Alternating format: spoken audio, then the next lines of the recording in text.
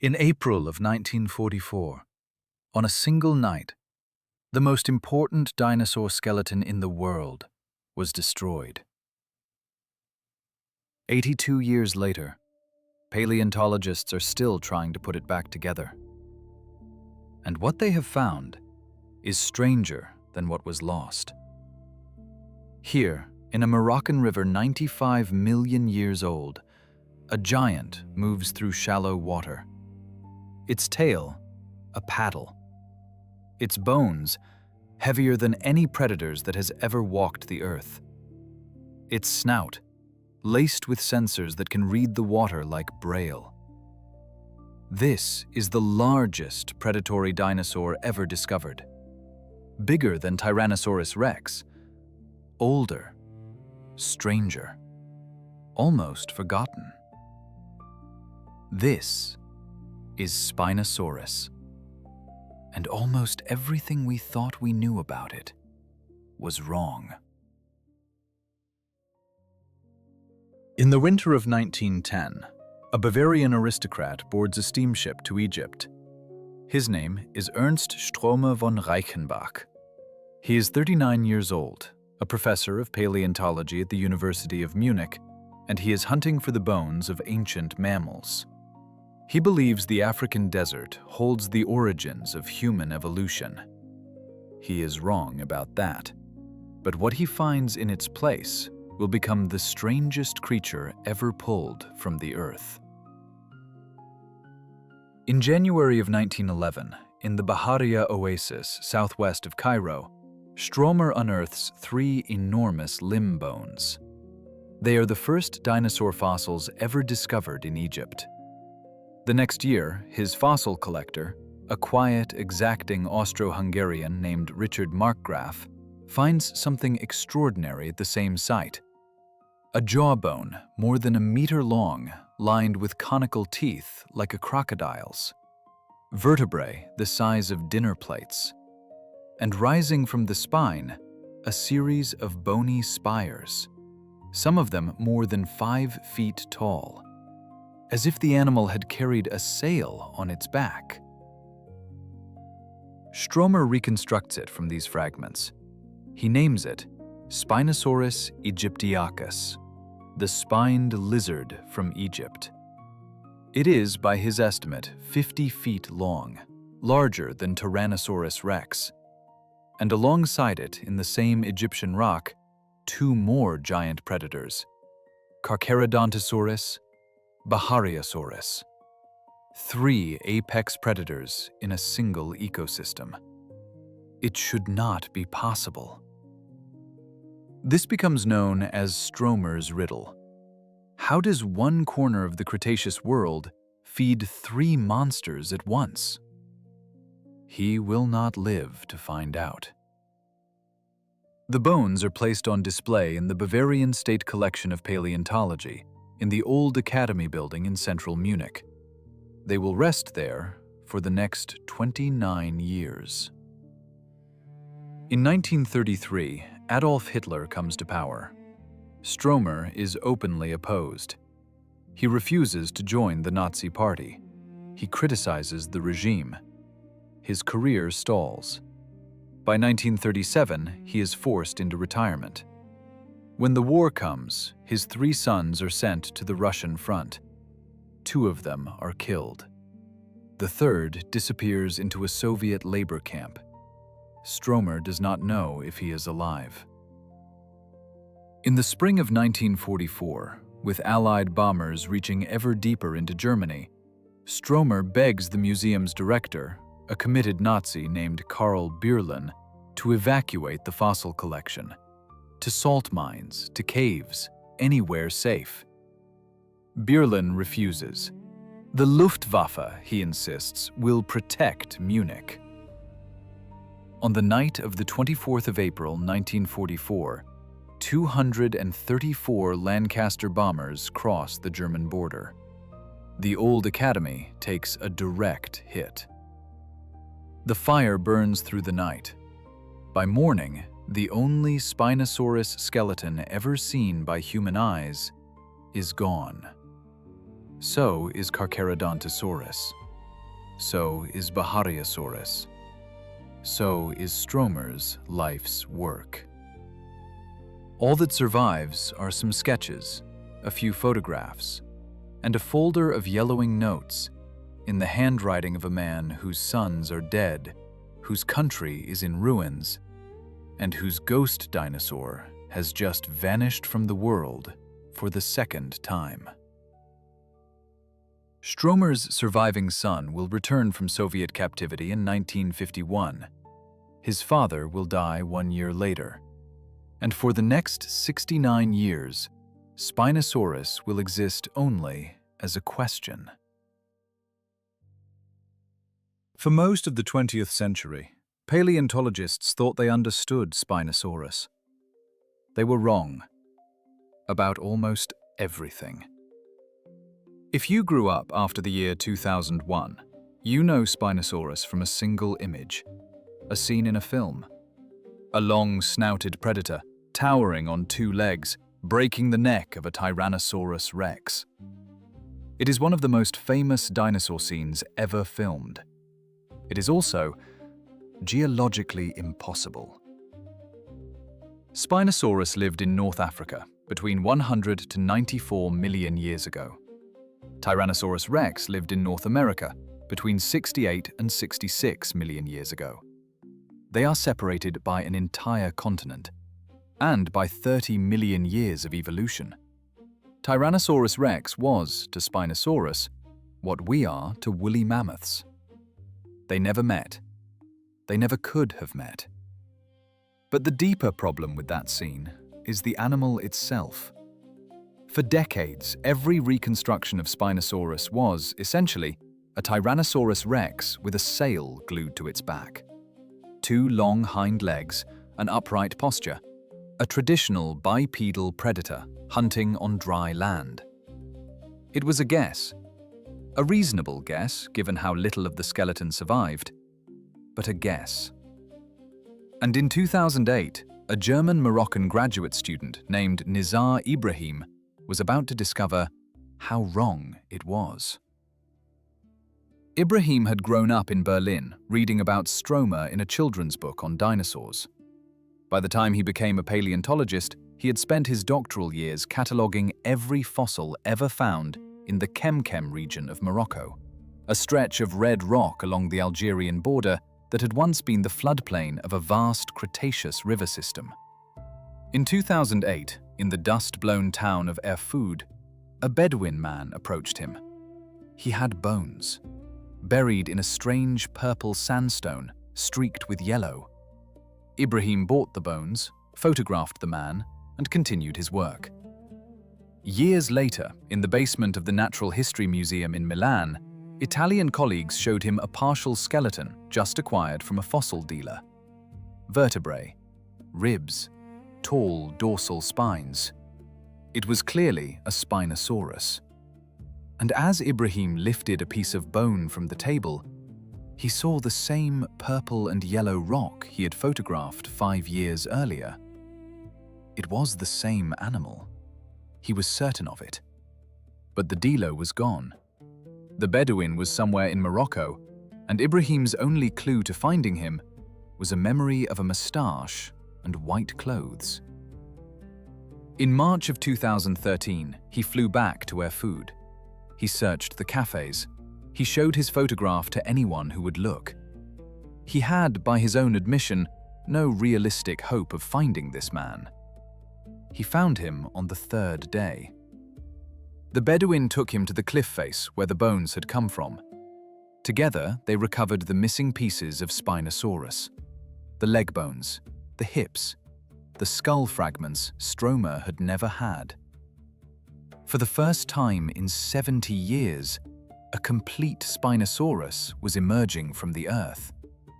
And what it showed them was something no one had ever predicted. In September of 2014, in the journal Science, Ibrahim and his colleagues published the new reconstruction. Spinosaurus was not a Tyrannosaurus rex with a sail. It was something the world of dinosaurs had never seen before.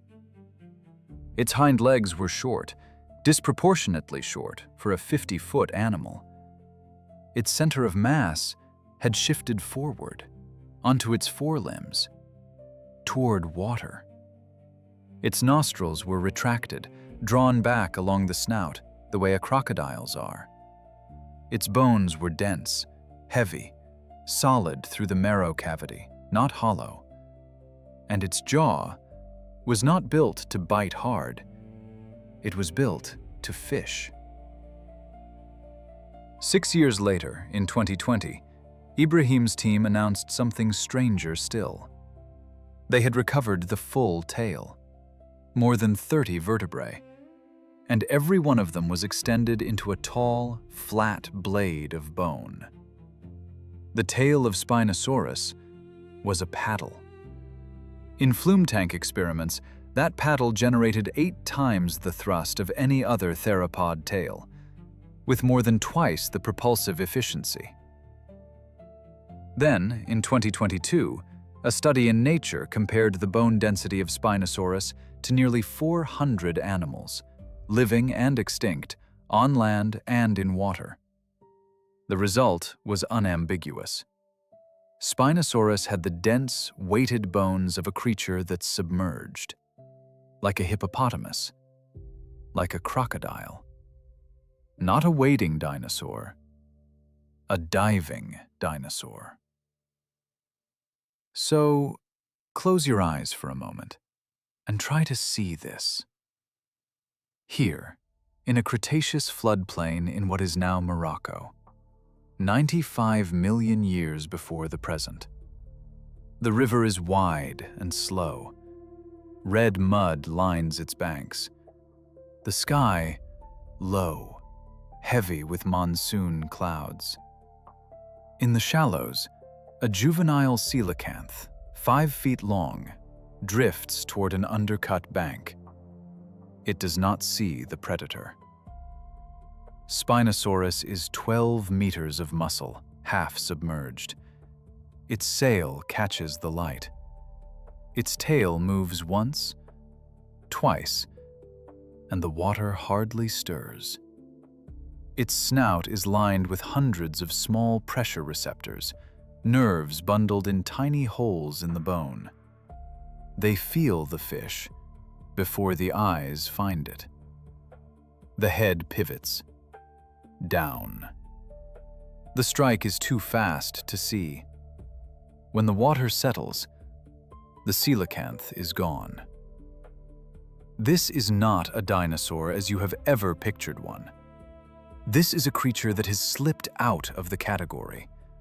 A predator that lived between worlds, half walking, half swimming, with a snout that read the water like Braille, and a body that could vanish beneath it. For a few extraordinary years, we thought we had finally understood Spinosaurus. We had not. Within months of Ibrahim's 2014 paper, other paleontologists began pushing back. Donald Henderson, a Canadian biomechanics researcher, ran the digital reconstruction through a buoyancy model. The result?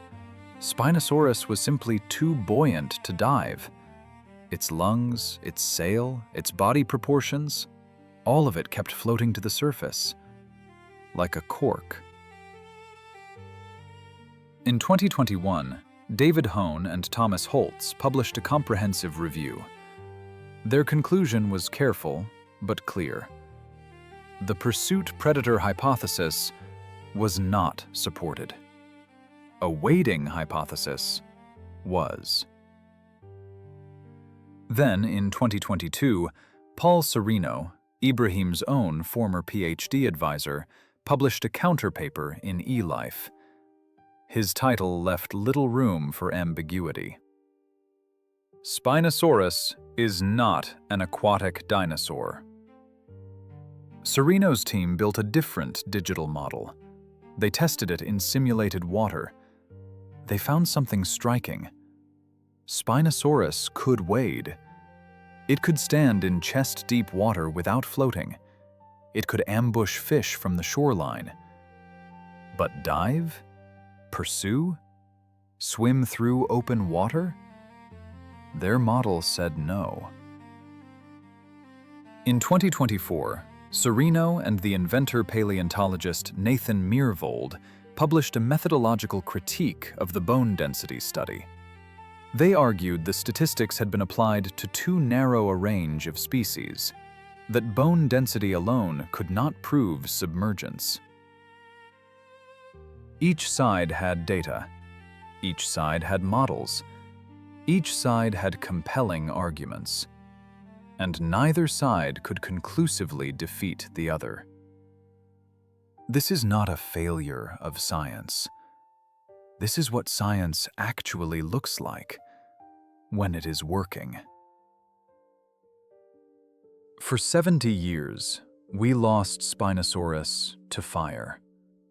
For another 70, we imagined it as something it was not. And now, with more bones than Stromer ever held in his hands, we still cannot agree on what it was. A river monster? A wading heron in scale armor? Both? Something we don't yet have a word for? And then, in February of 2026, the Central Sahara opened up and gave us one more piece of the puzzle. In a remote fossil locality in Niger called Djenguebi, 500 to 1,000 kilometers from any ancient shoreline, Paul Sereno's team uncovered something they did not, at first, recognize.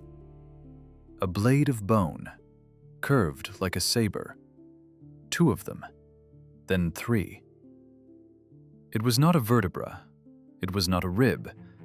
It was a crest, rising from the top of a Spinosaurus skull, tall as a man's forearm, sheathed in life in keratin, curving toward the sky like a flag.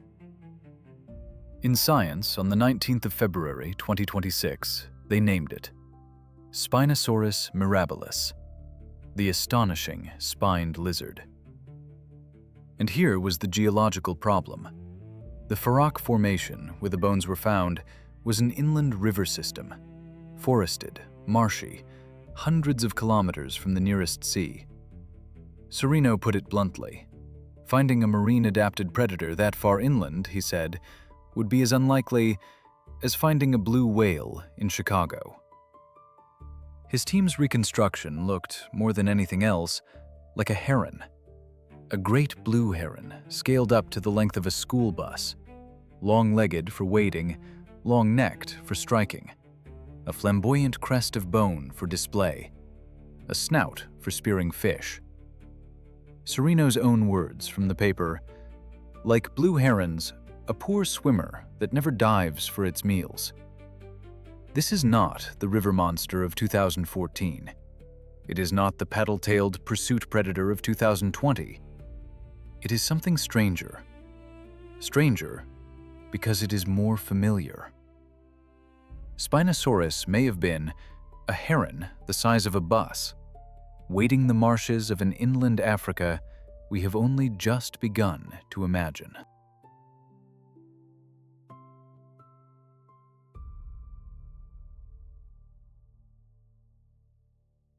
"82 years ago, on a single night in April, we lost almost everything we knew about this animal. And in the years since, we have learned that what we thought we knew was wrong. The shape of its body, the work of its tail, the depth of the water it stood in, the way it hunted, the world it lived in.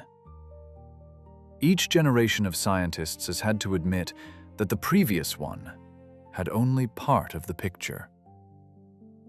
And perhaps that is the most extraordinary thing about Spinosaurus. Not that it was the largest predator that ever lived, not that it swam, or waded, or carried sensors in its snout that read the water like Braille, but that it taught us, and is still teaching us, how to be wrong, how to look again, how to be humbled by a creature that has been dead for 95 million years.